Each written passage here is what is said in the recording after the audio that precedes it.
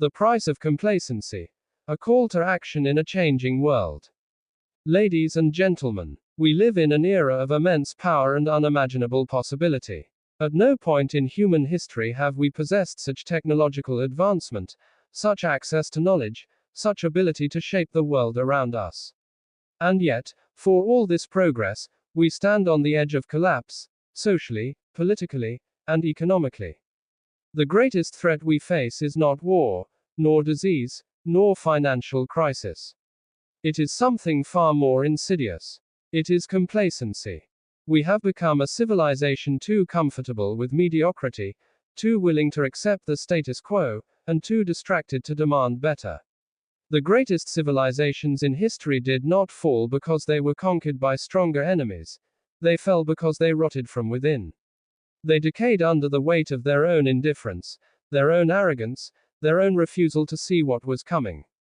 And make no mistake, if we do not wake up, we are headed for the same fate.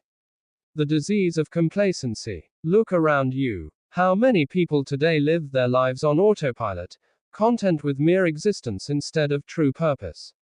How many are satisfied with leaders who lie, corporations that exploit, and systems that benefit only the powerful? We see injustice and shrug. We witness corruption and assume it is inevitable. We hear lies and choose not to challenge them. This is how civilizations crumble, not through a single catastrophic event, but through the slow erosion of values, the steady retreat of responsibility, and the quiet surrender of personal power. Complacency is a disease that infects everything it touches. It allows bad leaders to stay in power. It allows the corrupt to remain unchallenged. It allows the powerful to write the rules while the rest simply obey. And the most dangerous thing about complacency. It convinces you that resistance is futile, that change is impossible, that your voice does not matter.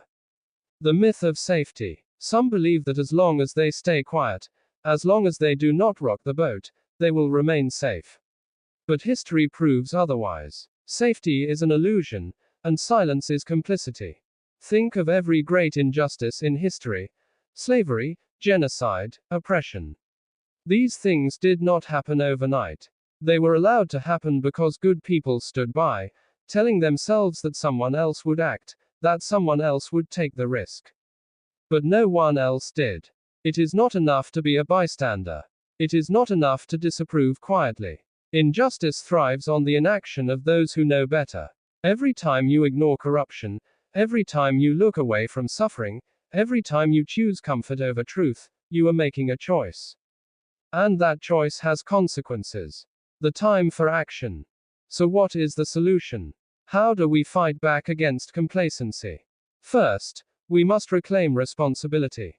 Stop blaming politicians, corporations, and media for the state of the world.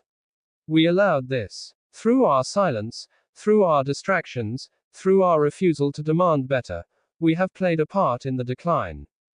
That means we also have the power to reverse it. Second, we must demand accountability, not just from those in power, but from ourselves. Do you accept lies because they are convenient?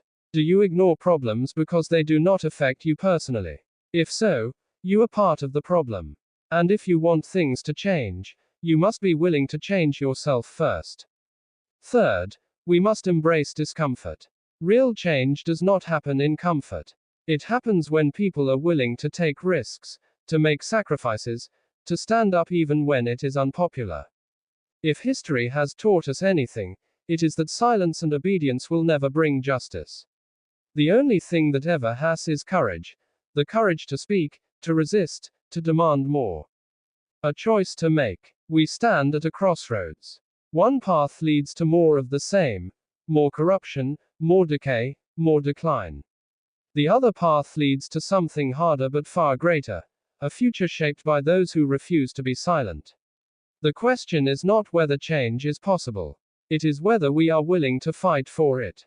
Because the only thing more dangerous than the corruption of the powerful is the indifference of the rest. Choose wisely. Thank you.